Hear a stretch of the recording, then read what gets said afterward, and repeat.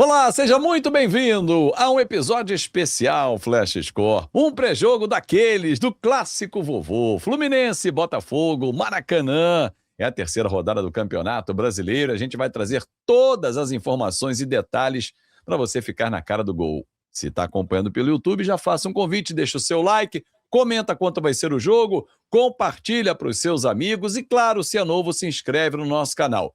Em contrapartida de tantos pedidos que eu faço, tá aqui no cantinho, no QR Code que pinta na sua tela, que é o nosso QR Code do aplicativo Flashcore, que tem todas as informações de todos os jogos. Rolou rodada na quarta-feira, na quinta-feira, tem fim de semana estaduais, tem folia, tem bola rolando, tem Flash Score. E tem Eduardo Gerac comigo também. Eduardo Gerac, chega mais, meu amigo. Clássico pesado no Maracanã, de dois times, principalmente o Botafogo em formação, buscando ainda uma solução para o seu time, conseguiu pagar o transfer ban, e um Fluminense com o Zubeldia no Maracanã, que é um mandante daqueles. O que a gente pode esperar desse clássico? Estarei acompanhando aqui na Flashcore, ao lado da Letícia Macedo. Tudo bem, Edu? Tudo bem, sim, Fábio. Um abraço a você e para todo mundo que nos acompanha aqui nesse pré-jogo. Bom, eu vou começar pela pergunta de $1 milhão do torcedor do Fluminense, né? Afinal, o Flu resolveu já o seu ataque? O Zubeldia disse que precisa de mais um atacante, né? De um centroavante, de um camisa 9. Mas, enfim, o John Kennedy está botando a bola para dentro. O John Kennedy está com uma impressionante performance, né? Nesse início do ano. A gente tem aí até o desenho do gol dele contra o Bahia, né? O Fluminense, que ainda não perdeu, né? Nesse campeonato brasileiro.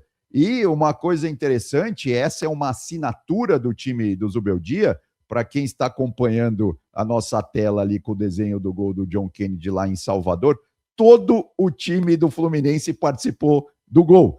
Todos os jogadores estão ali naquelas bolinhas vermelhas ali, pode conferir que tem uma que está sobre a outra, né? Não dá para a gente falar um por um, mas todo mundo participou e, claro, no final, o John Kennedy empurrando a bola para frente, para o gol, né? Lá na frente, empurrando a bola para dentro do gol do Bahia. O John Kennedy, Fábio, que somando, claro, brasileiro e paulista, já tem 4 gols nessa temporada em 8 jogos, né? Ou seja, é uma performance muito boa mesmo para ele, né? Que jogou lá no Pachuca, quando ele foi emprestado para o Pachuca, naquela oportunidade 24-25, ele fez 9 gols em 20 jogos.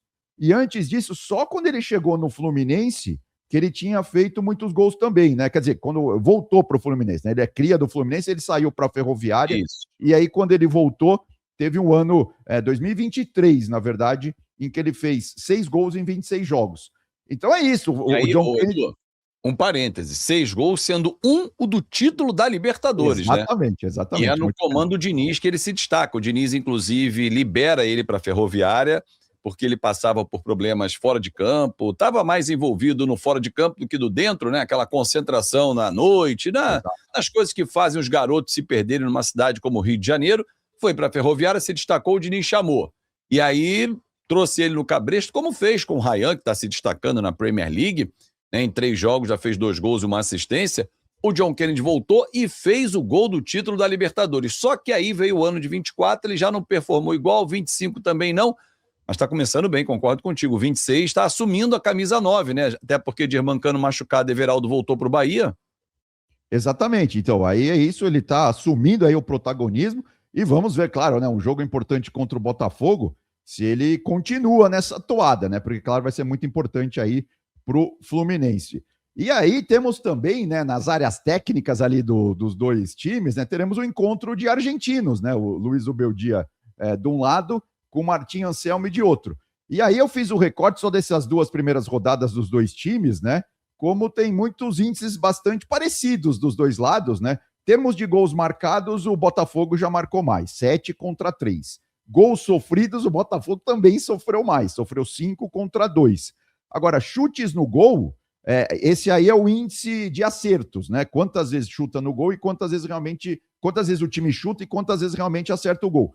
O Fluminense tem um índice aí de 48% de aproveitamento e o Botafogo de 53%. É bastante parecido.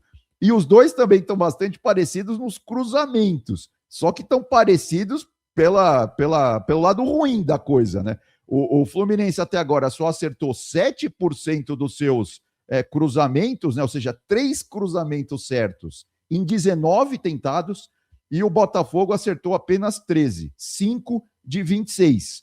Ou seja, na questão dos cruzamentos, os times precisam melhorar, né? E essa informação é importante a gente destrinchar para o torcedor que está nos acompanhando. Ela se refere ao cruzamento que ocasiona o gol ou o cruzamento que sai uma jogada, que consegue a conclusão? Que sai uma jogada. Perfeito. Exatamente. Então, o que é pior ainda, porque eu estou perguntando isso porque, por exemplo, quando a gente fala fulano deu tantas assistências, vamos pegar o lance do Palmeiras contra o... Foi Vitória lá em Barueri, né? Que o Andrés Pereira dá um toque de letra. Exato. A assistência não vai ser contada, não foi contabilizada para ele, e sim para o Piquerez, né, que vai no fundo e cruza para o Maurício. Então, na estatística Flashscore, por exemplo... o Maurício que empurra a bola para dentro, isso foi o gol. Isso, mas a assistência entra para o Piquerez, não entrou para o Andrés, senão seriam 5 assistências do Andrés, que a gente está até vendo aí na tela. Então, assim, por isso eu perguntei do cruzamento, porque ocasionou gol, ocasionou só a chance de gol. Chance de gol, ok, mas muito ruim, realmente os números são muito baixos, e chama a atenção aí, ó, o Barbosa ter 2 assistências junto com o Montoro. Caramba, o zagueiro? Exatamente, então, Fábio, essa é uma questão interessante. Claro, vamos lembrar, né, tem uma coisa importante aí, não sei até que ponto os jogadores que o Botafogo trouxe para esse ano já vão estar à disposição do Martim Anselmi para esse clássico contra o Fluminense. Eles estão liberados. Já liberados estão. Exato, porque assim, a lista é grande, né? Tem o Ítalo, o zagueiro, o Riquelme, o zagueiro, o Vidalba, né, que joga mais pela lateral do campo no ataque, o Wallace Davi, que é volante, e o John Hernandes, que é lateral esquerdo. Ou seja, o Botafogo resolveu o seu problema financeiro, caiu o transfer ban, então esses jogadores poderão ter à disposição aí do Anselmi. Por quê? Porque até então, né, o Botafogo tem uma vitória e uma derrota no campeonato. Quem está aparecendo ali para municiar o ataque do Botafogo é o Alexander Barbosa, né? Na nossa tabela de assistências aí, o Andreas Pereira tem 4, o Amuso do Grêmio tem 2, assim como o Alexander Barbosa, né? O Eric também tem 2, o Montoro aparece, o Montoro sim, já joga mais do meio para frente, né? Com 2, e aí tem o Marcelinho Braz do Red Bull Bragantino com apenas 1.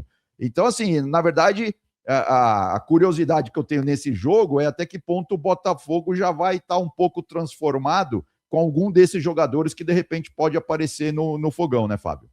Até para dar mais qualidade, né? E o sistema defensivo, como você destacou há pouco, do Botafogo, tem causado muita apreensão no torcedor, porque começou com o Marçal, por exemplo, jogando improvisado, o Bastos voltando quase depois de um ano ao setor. No último domingo, no clássico com o Vasco, Bastos e Barbosa fizeram a dupla, aí o gramado estava muito encharcado, muita chuva, o Barbosa saiu no intervalo, entrou o menino da base, o Bernardo Valim. Enfim, o Martim Anselmi está tendo muito trabalho para montar o time agora, sem o transfer ban, as contratações que chegaram estão regularizadas, ele vai encorpar o time, mas tem que fazer virar time. Já do outro lado, o Zubeldia não.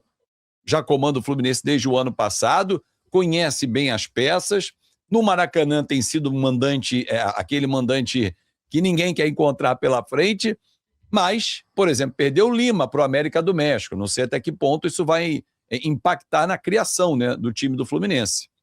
Exato, e tem o Martinelli que está jogando o fino da bola novamente, né? O Martinelli subiu realmente novamente de produção. O que você falou é bem lembrado. O Zubeldia, desde que chegou no Fluminense ano passado, o Fluminense não perde como mandante, somando, claro, a Série A do ano passado já emendando com essa, não perde há 10 jogos como mandante. A derrota foi para o Vasco, se eu não estou equivocado. Ou foi para o Botafogo, se não me engano, para o próprio Botafogo, eu acho. Vou dar uma olhada, mas eu lembro que os duelos com o Diniz, o Beldia não se dá bem. É engraçado, foi assim no São Paulo, assim no Fluminense, no Campeonato Brasileiro, na Copa do Brasil, quando acabou eliminado, venceu o segundo jogo, mas perdeu nos pênaltis. Às vezes tem treinador que não encaixa muito com o outro, né? Exatamente. E do outro lado, o Botafogo, como visitante, não vence as 5 rodadas. Então esse jogo aí tem todo isso em termos de contexto. Mas o Botafogo tem, né, o Danilo que está na sua 7ª temporada aí de Série A, né? E é o artilheiro do campeonato, o artilheiro do Botafogo.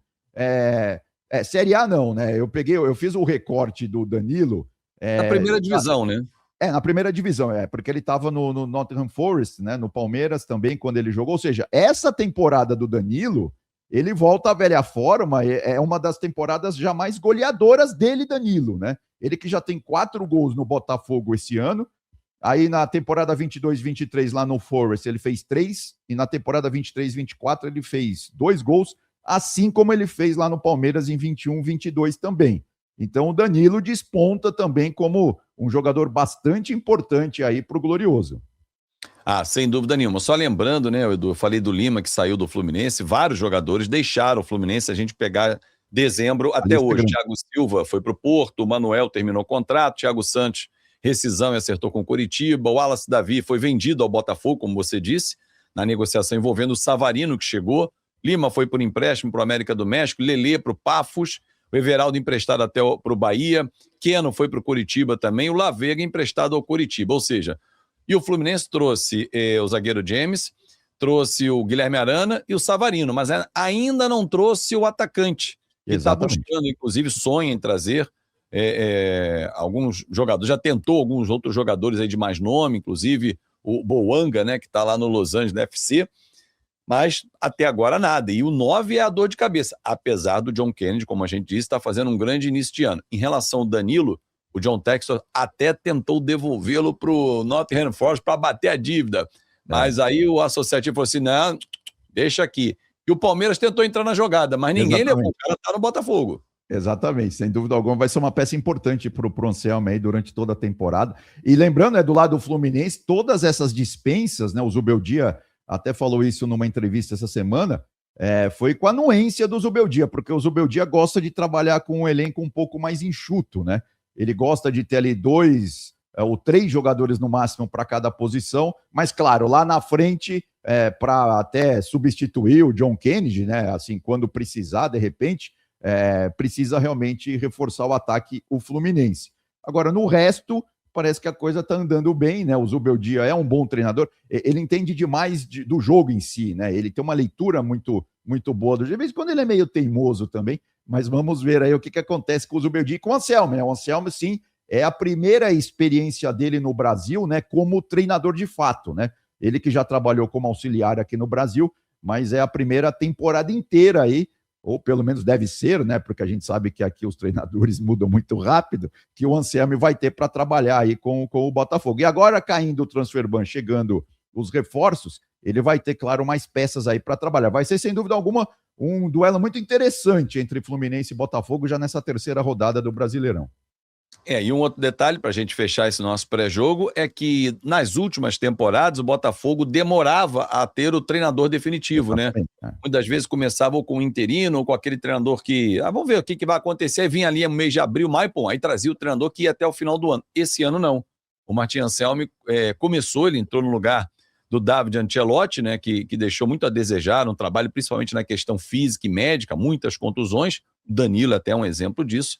Mas aí o Martin Anselmi veio e está iniciando um trabalho, e claro que, como todo trabalho dentro do futebol, depende do resultado. Se o resultado não vier, o John Textor, que ainda segue no comando da SAF, como majoritário, vai trocar o treinador. Estaremos no Maracanã fazendo uma transmissão especial com a Letícia Macedo narrando, eu estarei nos comentários aqui na Flash Score, com um grande clássico. Eu acho que a gente pode prever aí um clássico de muitos gols, ambos marcam, muitos escanteios, um jogo bem ofensivo. Assim eu espero, Edu. Forte abraço, meu amigo. Um abraço. Lembrando que o Botafogo já tem Libertadores também batendo a porta. Um grande abraço.